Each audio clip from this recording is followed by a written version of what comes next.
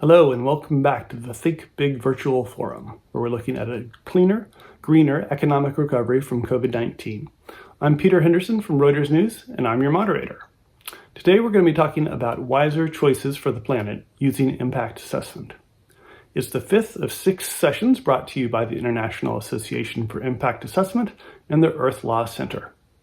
Today we're going to hear from John Sinclair and Robert Gibson, who will be talking about the next generation of impact assessment. John's director of the National Resources Institute at the University of Manitoba. Robert is professor at the School of Environment, Resources, and Sustainability at the University of Waterloo. Together, they've had over 70 years' experience in impact assessment. So let's see what they have to say about the future. Hi all, and welcome to our portion of the virtual forum. This is a two-person show. My name is Robert Gibson, and I'm at the University of Waterloo in Canada.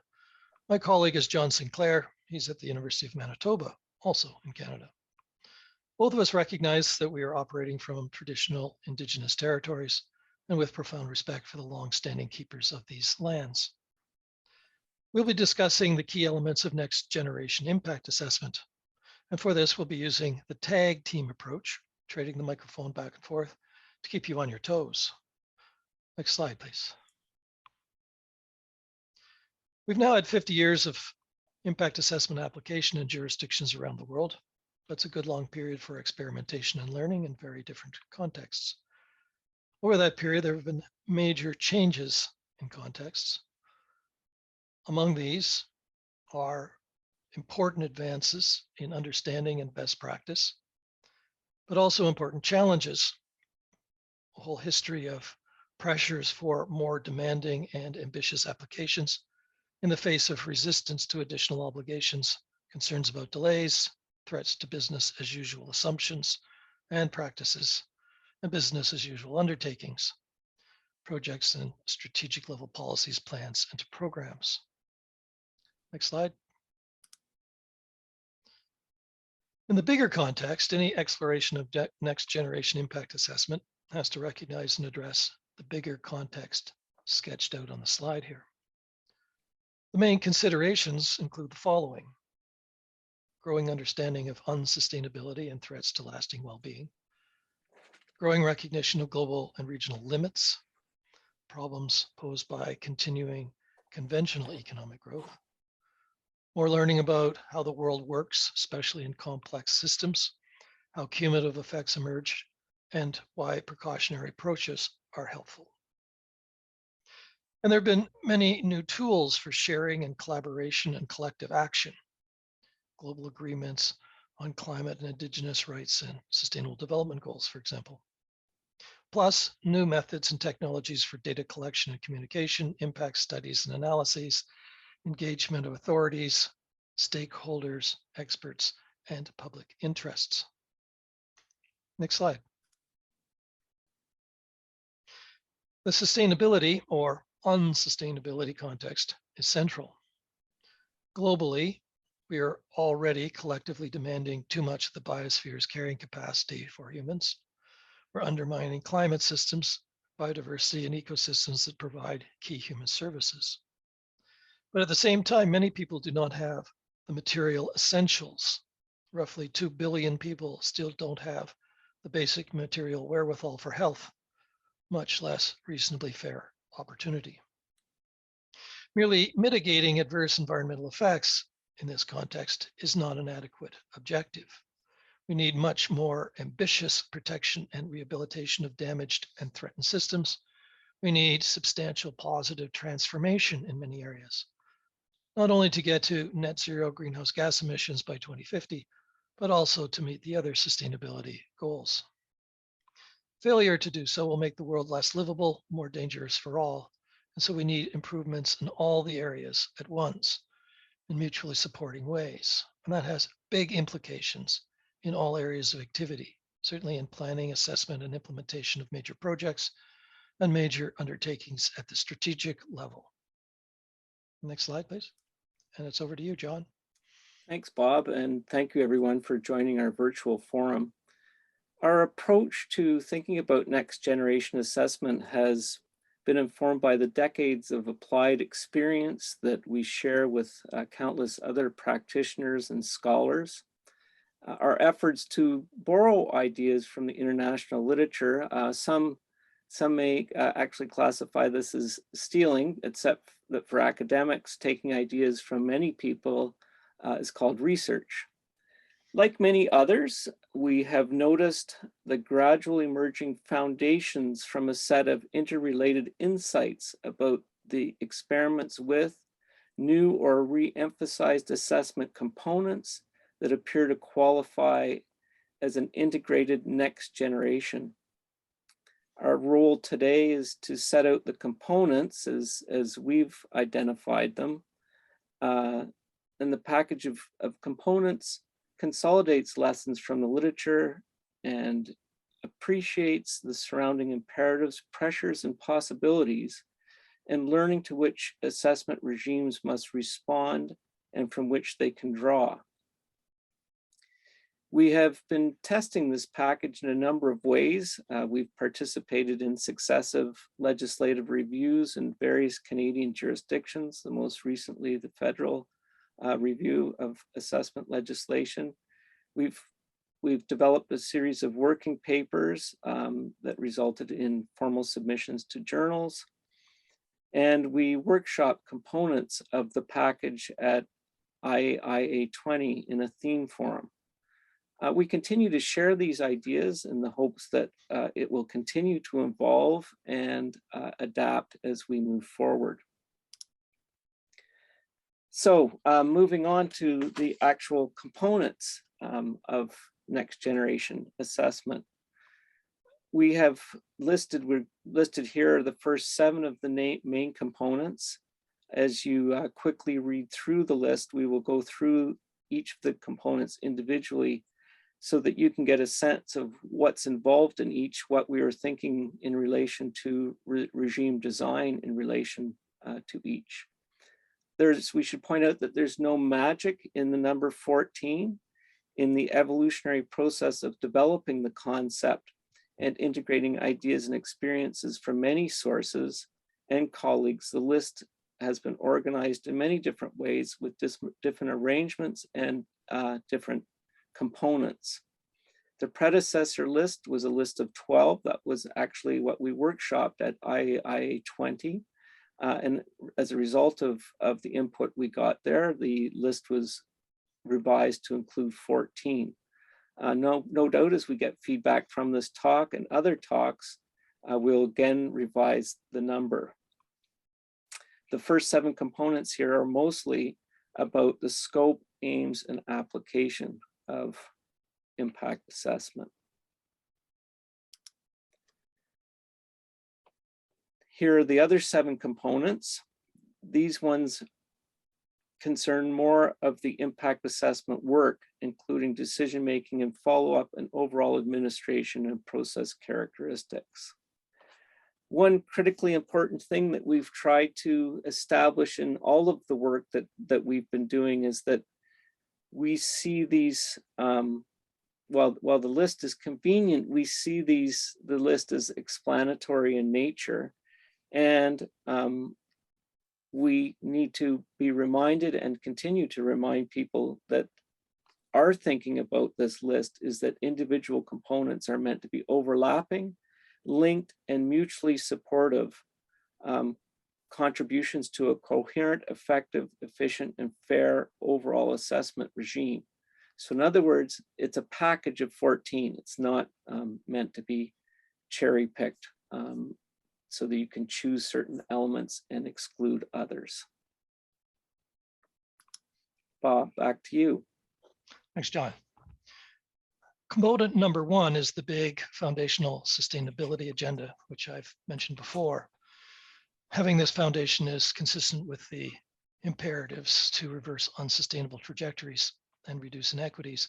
It's also consistent with understanding the interdependencies of actions for socioeconomic and ecological well-being, needs to enhance both at the same time in mutually complementary ways. Finally, it's consistent with needs to find positive alternatives to business as usual that deliver lasting socioeconomic and ecological gains. It's also important, as we're suggesting here, to have explicit criteria based on a comprehensive understanding of what sustainability requires and apply to particular cases.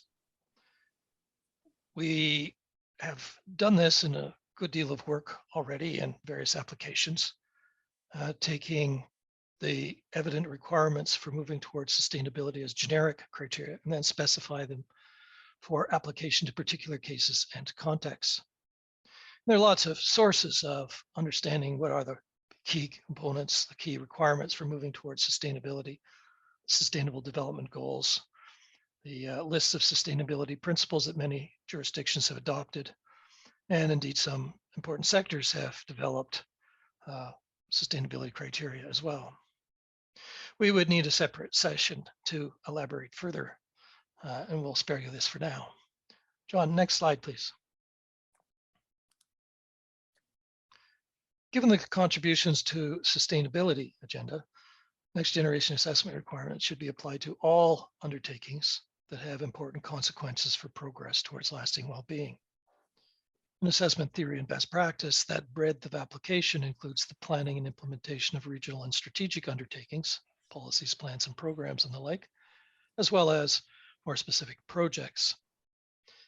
Also has been long recognized by advocates of more effective, efficient, and fair assessment. The applications should ensure that the strategic and project level assessments should be linked. They should inform each other iteratively over time. And as we will note in more detail concerning components 3, 4, and 5, we need to accommodate suitable assessments of very different undertakings, raising very different concerns and opportunities involving different authorities. Next slide, John, please. In some jurisdictions, a single assessment body may have the authority to guide and perhaps make decisions on all of the potentially significant strategic and project level cases to which assessment requirements properly apply. But much more common are situations where the conception, evaluation, and decision-making involves potential impacts and plausible alternatives and established interests of many assessment players. And often these cases involve the mandates and powers of several governance authorities. And that in turn points to needs for a variety of potentially suitable process options. This slide notes several common arrangements for joint, collaborative, and usefully linked assessments among several jurisdictions at both the project and strategic levels. Another slide, please, John. In many jurisdictions, assessment needs to be a venue for effective action on recognizing and reconciliation with Indigenous peoples to reverse a record of conflict and oppression. Indigenous rights, Indigenous governance, and understandings must be reasserted through impact assessment to ensure that impact assessment decision-making is in line with the relevant international and domestic law and policy. The requirements include obligations to act on international commitments such as United Nations Declaration on the Rights of Indigenous People, establishing mutually respectful nation-to-nation relationships, and accepting Indigenous rights to grant or withhold free, prior, and informed consent to activities that may affect their rights or territories. Where to you, John? Thanks, Bob.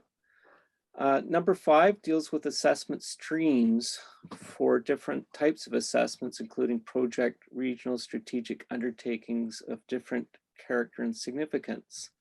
As suggested above concerning component 2, next generation assessment requirements are likely to merit application of a range of undertakings that merit different processes for deliberation, engagement, decision-making, and follow-up.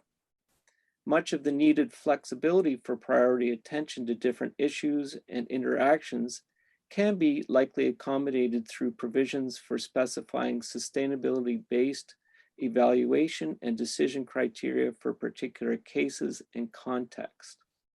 But establishing of different basic assessment streams, for example, streams with more or less detailed documentation requirements, or with or without public hearings.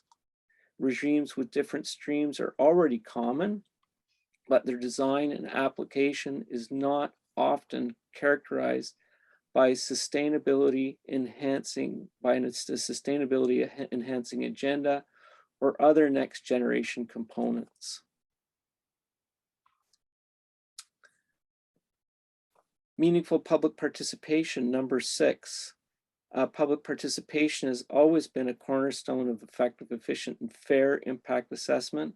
In the Canadian context, these images show the Berger inquiry, which was foundational to helping to define meaningful public participation in impact assessment, not just in Canada, but in other jurisdictions as well. In fact, impact assessment is often the only point of access to political decision-making for the public. The challenge in virtually every jurisdiction, however, has been and continues to be ensuring public participation in impact assessment is meaningful, especially as people demand more say in decisions that affect them surrounding sustainability. And on this slide, in the last bullet, we identify some of the basic components, minimum components, that we think are required for meaningful public participation in impact assessment. Also, essential to the package is full process learning. The potential to learn both about and through impact assessment has been recognized for some years in the literature as essential to improving impact assessment processes. Assessment regimes that are designed to encourage individual and social learning can strengthen participative skills, foster deeper understanding, and improve the knowledge base on which decisions are made. Learning is also essential for process evolution. And again, on this slide in the last bullet, we identify some of the vehicles that should be part of the assessment process to ensure learning, such as early engagement and opportunities for collaborative partnerships. Mentioning early engagement, number 8 deals with early process and initiation. The notion of early process initiation rests on the recognition that assessment requirements are likely to be more effectively applied if applied by proponents and others from the outset of the conception and deliberation. So right as a proponent decides the type of undertaking they would like to proceed with or starts to think about that. The points on the slides illustrate key elements, but are far from a comprehensive list. The final point may be the most crucial for ensuring that all parties are aware of expectations and for maximizing the potential for assessment process efficiencies through interjurisdictional cooperation and/or collaboration that effectively establishes a single or at least smoothly coordinated assessment that incorporates next generation standards. Bob, back to you. Thank you.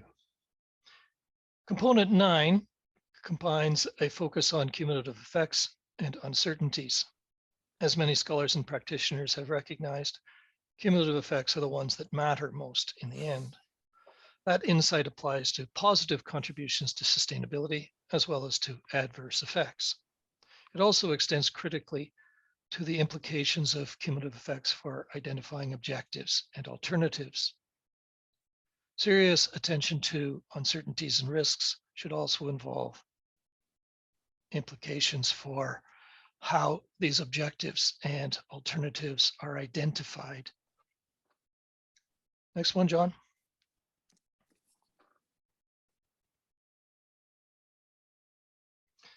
We have already mentioned the importance of identifying and comparing alternatives, including conceptually different alternatives and different approaches to design and implementation.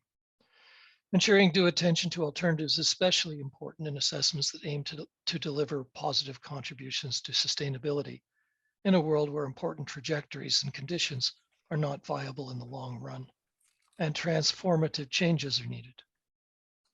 Understandably, that poses problems for business as usual undertakings, most obviously, where conventional undertakings entail continued greenhouse gas emissions.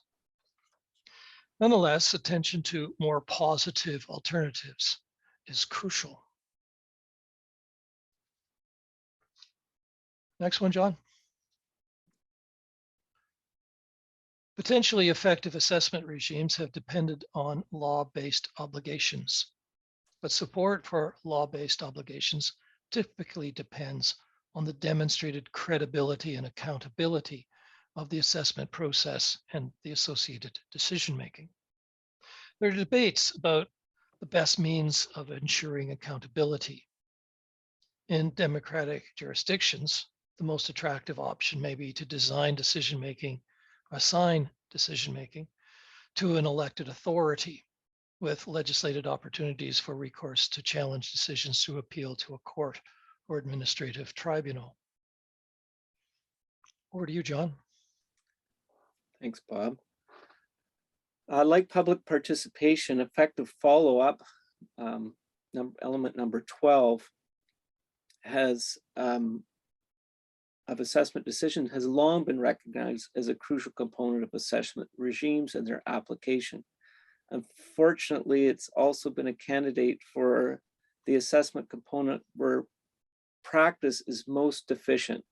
The literature is full of examples of missing components of follow-up, which we summarize on the slide, such as comparing actual and predicted effects, and also reporting on the effectiveness of mitigation and enhancement measures and responses to findings. Again, this list isn't comprehensive, but gives you a sense of the sorts of deficiencies that are common that we would look to correct in a next generation regime. Independent and impartial implementation and administration, as is suggested above, a process based on legislated obligation faces expectations for credibility in implementation. Those expectations are substantially higher where the legislative regime is ambitious in the way that we're suggesting, where it aims high for positive contributions to sustainability, as well as avoiding or mitigating adverse effects. This slide sets out several of the most important characteristics needed as a foundation for credibility in implementation, many of which you're probably familiar with. And lastly, number 14, effective, efficient, and fair process.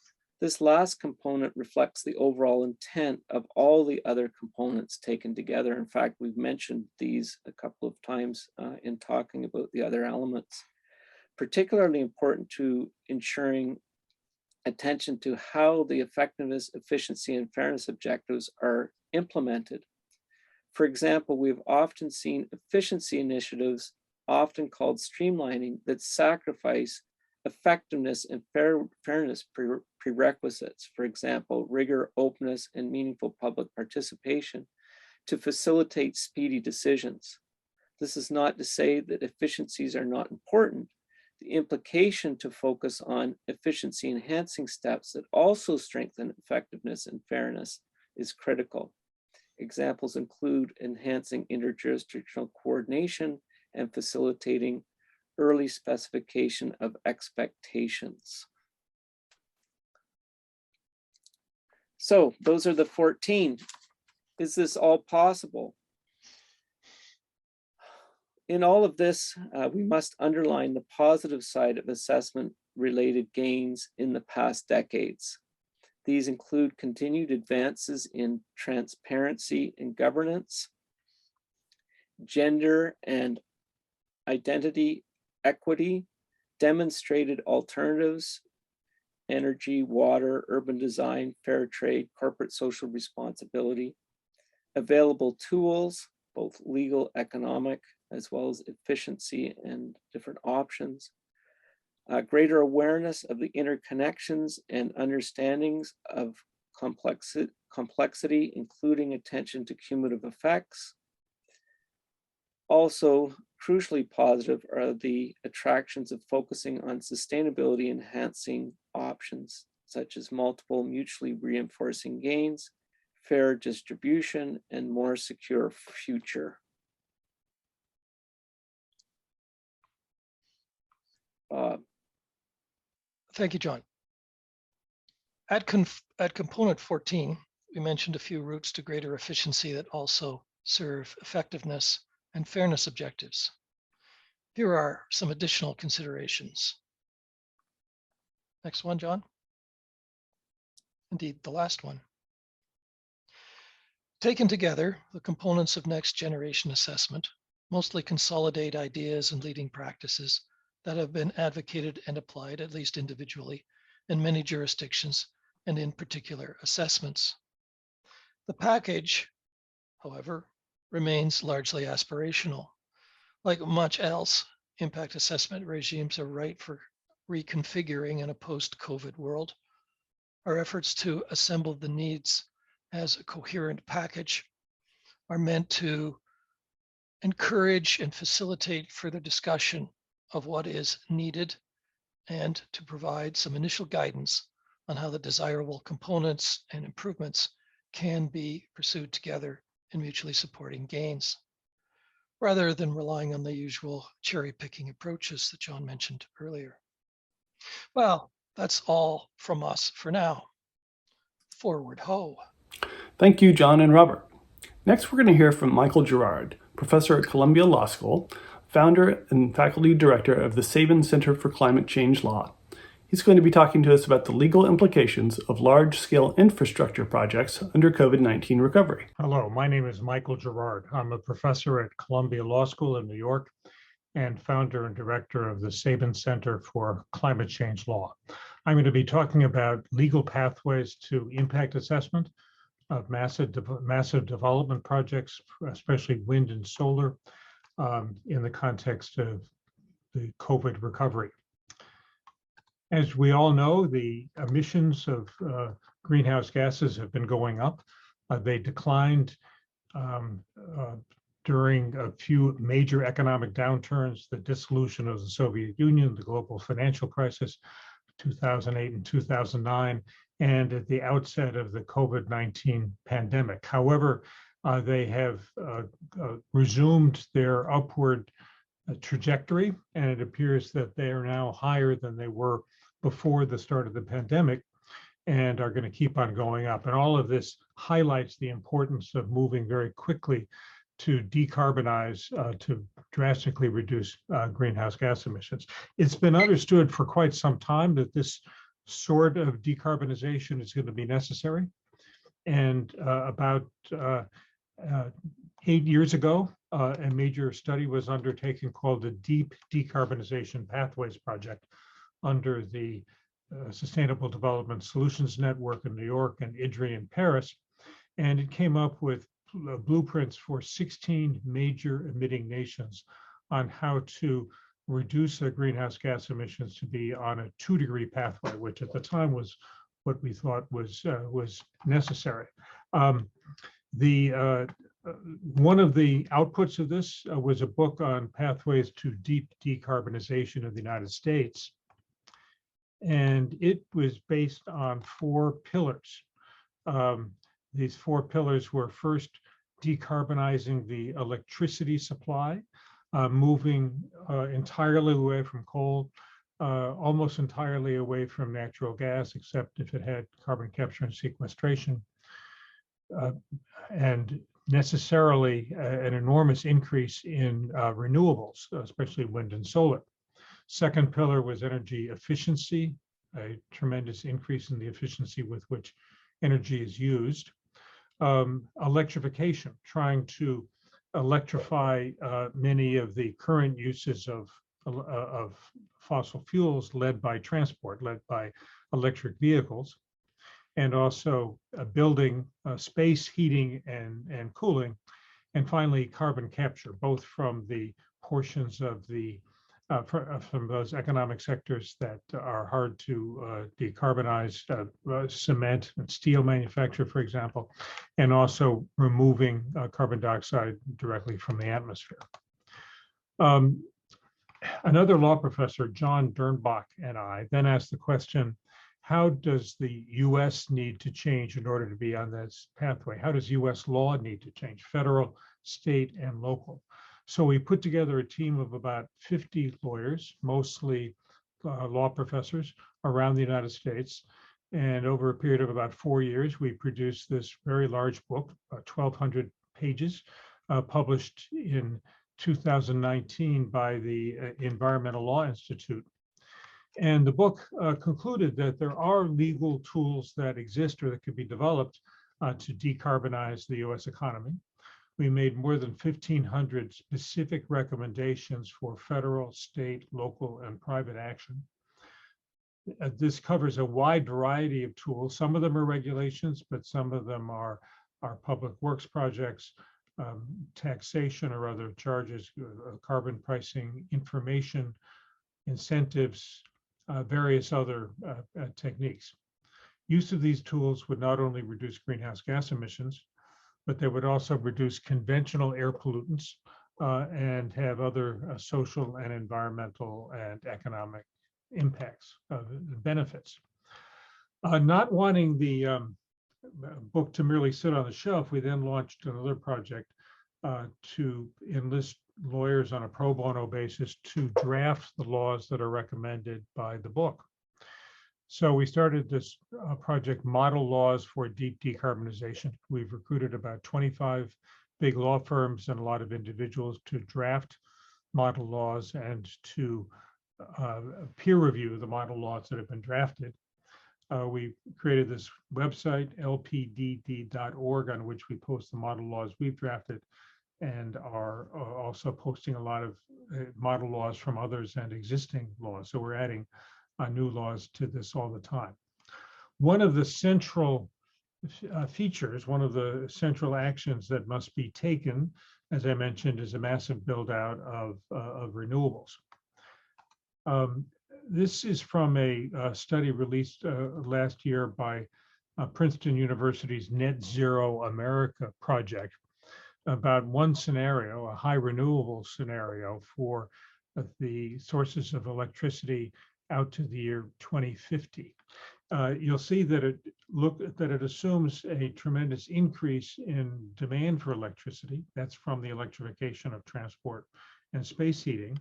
It also assumes that there will be a complete phase out of coal, a great reduction in the use of gas. Biomass will continue. Hydro and nuclear would continue without much change, but just a phenomenal increase in wind and solar. The amount of new wind and solar capacity and these other energy sources that would need to be added every year is enormous. Now, there are two scenarios presented here again from the Princeton report, as reworked by Worley. The green is if we rely 100% on renewables. The black is if we don't, if we still have other carbon-free sources. And you see, with carbon-free sources, we this would propose to add every year.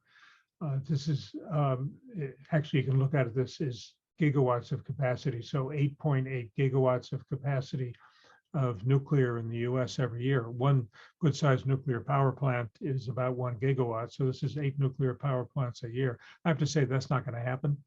Nobody is building new nuclear power plants, starting up new nuclear power plants in the US anymore. The financing is impossible. But anyway, that's the assumption here. Offshore wind, unconstrained, 15 gigawatts of offshore wind added every year out to 2030. Other sources of firm generation, carbon capture and storage, mostly on natural gas plants if you have the unconstrained scenario. Enormous amounts of onshore wind and solar and transmission. Again, this is each and every year out to 2030. So the equivalent of 87 gigawatts of, 87 gigawatts, each gigawatt being about the same as a nuclear power plant in capacity. Now, this projection, not projection, but scenario for the United States is similar to the scenario on a global basis that the International Energy Agency released a few months ago for their international net zero roadmap, and you see they see a tremendous growth in renewables globally and a tremendous decline in the other sources. What we need to avoid is getting into a situation where these projects on an individual basis are held up for a very long time. The poster child of the United States was the Cape Wind project, which was a proposed offshore wind facility off Cape Cod, between Cape Cod and Nantucket in Massachusetts. It would have been the first commercial offshore wind project in the United States. The permit applications were filed in 2001. The project underwent successive environmental impact reviews under different agencies.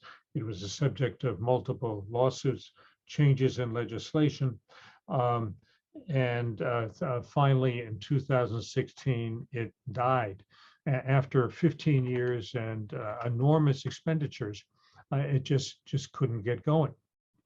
Now, this was an unusually long time frame.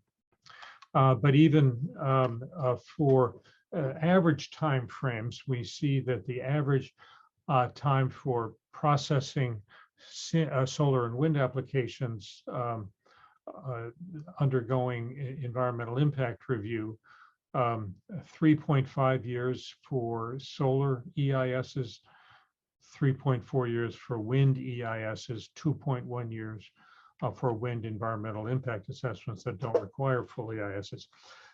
So this is better than Cape Wind, but it's a very long time. And so other processes are needed to speed this up if we're going to go anywhere, get anywhere near the construction program that I just talked about. So one way to do that is programmatic environmental impact statements. And there are two examples I'll mention in the US, the Western Solar Plan for several of the Western states in the US, and the Desert Renewable Energy Conservation Plan in California. Both of these involve generic programmatic EISs. The Western Solar Plan has been especially successful. It designated 19 solar energy zones, and a solar project going up in any of these zones can get approvals very quickly, relying on this programmatic EIS, requiring only supplemental review for how the particular individual project in a site vary from what was discussed in the programmatic EIS. The federal species habitat laws are also a potential impediment, and one parallel to the programmatic EISs I talked about under the National Environmental Policy Act, NEPA, are regional habitat conservation plans under the Endangered Species Act. This would be conducted by the Fish and Wildlife Service. And so rather than requiring a species study and habitat conservation plan for each individual project, this would be done on a regional basis and avoid much of the need for duplication. There are a number of other proposals to improve the processing of renewable projects under these species protection laws, enhance the species impact databases so that project applicants can go to a pre-existing database for a lot of what they need without having to replicate the studies. Developing standard methodologies for mitigation of the kinds of common harms that you often see from particular kinds of renewable energy projects. Under the Endangered Species Act, Section 10, it is possible to get what's called an incidental take permit to have an adverse effect on certain endangered animals. But in the course of that, the positive environmental impacts of renewables ought to be considered by the agency in approving these plans. The Migratory Bird Treaty Act is another federal statute that could impede some wind farms in particular, and a possibility is to issue incidental take permits under this statute. In other words, allow killing the occasional migratory bird. Imposing time limits on the Endangered Species Act, Section 10 process, the process to get these incidental take permits. and expand the types of compensatory mitigation that are allowed for renewable energy projects on wildlife. We also have a law that was enacted in 2015, not used very vigorously for the most part and not very well known, but it's the Fixing America's Surface Transportation Act. The FAST Act included a title on federal permitting improvement. So it established the Federal Permitting Improvement Council to develop ways to speed up the permitting of projects, not just transportation projects, but all manner of energy projects, both renewable and fossil. The lead agency is established to establish a plan to coordinate public and agency participation. It applies to a broad variety of topics. It has a shortened standard of review. It does not affect the substantive permit criteria or limit state discretion, but it is designed to foster a great deal more cooperation and communication among the federal agencies and the states, and to help people keep track of where in the permitting process any given project is. Another obstacle that we have found is state and local opposition. You have a lot of communities that some of whose members don't want wind or solar in their area. Our center, the Sabin Center, started up a project called the Renewable Energy Legal Defense Initiative, which provides pro bono legal assistance to community groups and individuals who want clean energy facilities in their communities, but that are facing local opposition.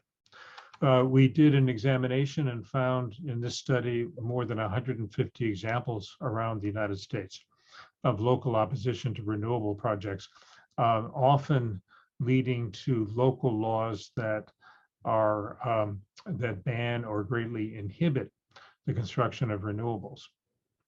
Now, that has been a real problem in New York State. New York State also in 2019 adopted ambitious renewable energy, ambitious greenhouse gas reduction requirements. And it was clear that one essential element of meeting that would be a large program for the construction of renewables.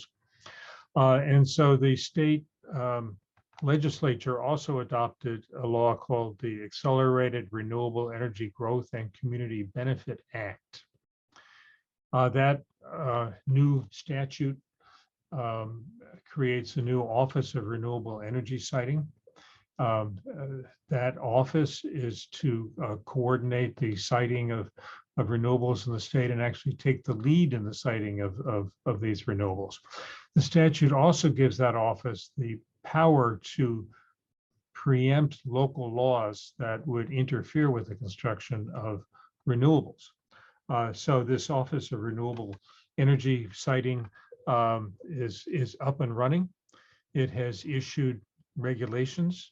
Those regulations were challenged in court by a number of towns and other organizations that didn't want these renewables. So they sued the Office of Renewable Energy Siting, saying that its regulations had not been adopted in accordance with the necessary procedures. Our group, the Renewable Energy Legal Defense Initiative, filed an amicus brief on behalf of the state, on the side of the state, supporting the law. The state Supreme Court a few weeks ago dismissed the lawsuit and upheld the regulations so that these regulations can go forward and are fully in effect. One additional model for dealing with local opposition, and particularly by local towns in the siting of facilities, was from 1996, the Telecommunications Act of 1996. This was at a time when cell towers were first being constructed around the country, but many municipalities were preventing them from being built or would take forever to grant approvals. Congress felt that The large-scale build-out of cell phone towers was in the national interest. And so when passing a major telecommunications act in 1996, they included a provision, 332C7, that somewhat slows down or inhibits the ability of localities to block these cell towers. It doesn't stop them. They still have zoning authority, but it does not allow them to ban these facilities because of their impact on electromagnetic frequency radiation. The idea is that is the exclusive purview of the Federal Communications Commission. So the FCC will set the standards, and if a cell tower meets those FCC standards, that is all it needs to do on that count. Municipalities are required to process these applications within a limited amount of time. They need to explain their decisions. There are a number of other requirements that are imposed. And if they fail to meet these requirements, the cell phone tower company can sue, can go to federal court. So this statute has been extremely successful. We see that it was passed in 1996, and in the years subsequent, we saw an enormous leap in the number of cell towers that were installed. And so this kind of model is possible if the Congress were to adopt it. Of course, all this is especially challenging in the time of COVID. And in New York State and in many places, most hearings have gone digital. The United States Environmental Protection Agency is among the agencies that has provided for online hearings during the pandemic. And that has by and large been pretty successful as a way of allowing public hearings to go forward. What we ultimately need, as I said, is a massive increase in the amount of the construction of these wind and solar facilities.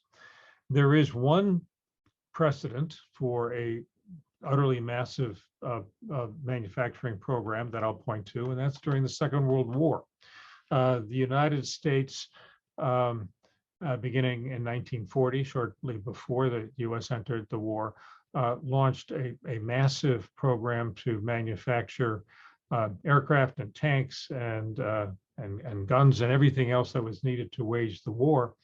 It harnessed the industrial might of the United States. And during that period, about 300,000 military aircraft were built, as well as an enormous amount of the other kind of equipment. We had a national consensus on the need to do that, and many of the other impediments were swept away.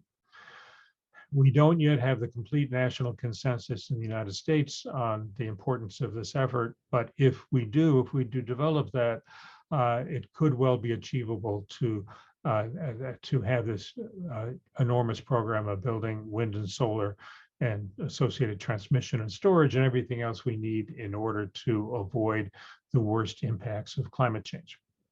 Thank you, and that's my presentation. Thank you, Michael. Those were the last of our speakers in the Think Big Virtual Forum. Our last session will be a live one, moderated by me, on Thursday, November 18th. Could you help? Send along some questions at thinkbig.iaia.org or join the live stream and drop them in the queue as we're speaking. Hope to see you there. Thanks.